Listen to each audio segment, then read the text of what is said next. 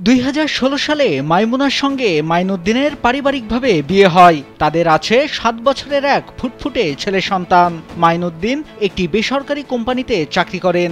এতটুকু শুনে মনে হচ্ছে তাদের সুখের সংসার। তবে স্ত্রীর পরকীয়া শেষ করে দিয়েছে মাইনুদ্দিনের সাজানো গোছানো সংসার।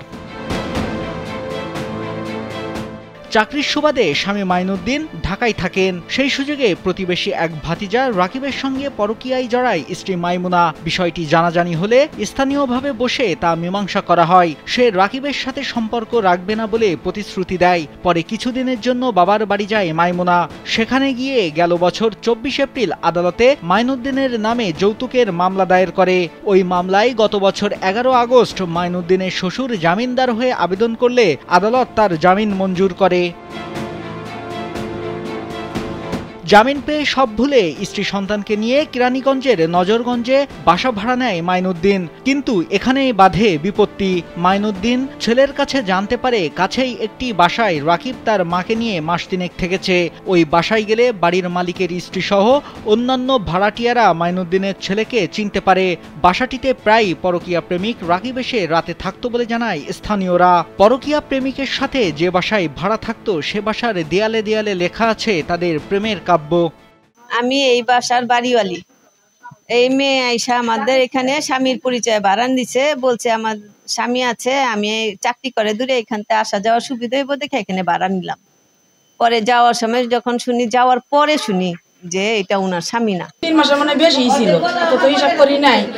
পরে ওই করতো কি 2 দিন পর পরে ছেলে দায়িত্ব ছেলে লোক যাইতো গা, বাইরে কয়া যাইতো গা, যায় 3-4 দিন থাকি আবার আসতো।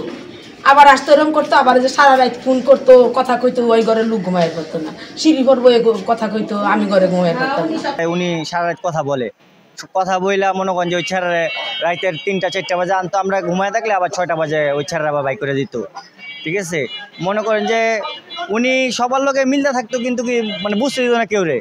পরকীয়া প্রেমিক রাকিবকে ফোন করা হলে সে সবকিছু অস্বীকার করলেও মাইনুদ্দিনের স্ত্রী মাইমুনার সাথে করা চ্যাট ও ভিডিও কলের স্ক্রিনশট তাদের সম্পর্কে থাকার বিষয়টি প্রমাণ করে বলে জানায় মাইনুদ্দিন।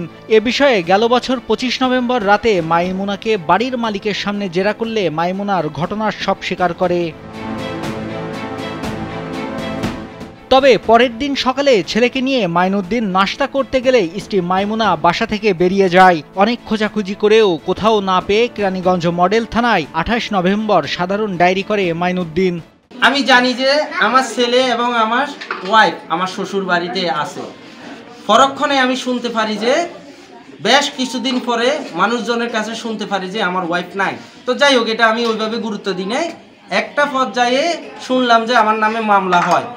মামলা, সেই মামলাটা কি যৌতুক মামলা দিছে, মিথ্যে একটা মামলা দিছে। যাই দিছে পরক্ষণে আমার শ্বশুরকে এটা আমি জানাই, আমার জন্য মামলা কেন দিলেন। আপনাদের ইজ্জত সম্মানের দিকে তাকিয়ে আমি কি করলাম না, এই মেম্বার চেয়ারম্যানের দ্বারাও জানাইলাম না, প্রাথমিকভাবে সমাজের লোকের কাছে, বাড়িওয়ালা লোকের কাছে, সবার কাছে আমি জানাইছি, আপনাদের সম্মানের দিকে জানাই নাই, এটা কেন আমার জন্য মিথ্যে মামলা দিলেন। শ্বশুর খুবই সুন্দর একটা বক্তব্য দিছে। শ্বশুরের উপর আমি কৃতজ্ঞতা প্রকাশ করি। এই জন্য শ্বশুর বললো যে আমাকে ভুল হয়ে গেছে, যাই হয়েছে ভুল হয়ে গেছে, আমি মামলাটা উঠে ফেলবো, আমি দেশে আসতেছি। একদিকে মামলার ঝামেলা, অন্যদিকে শিশুপুত্রের লালন পালন। চাকরিজীবী মাইনুদ্দিন দিশেহারা এইসব সামাল দিতে। তার দাবি, পরকীয়া প্রেমিকের সাথেই যদি থাকবে তবে কেন মিথ্যে যৌতুক মামলা। ন্যায় বিচার সহ বিনা দোষে যৌতুক মামলা থেকে রেহাই চায় মাইনুদ্দিন।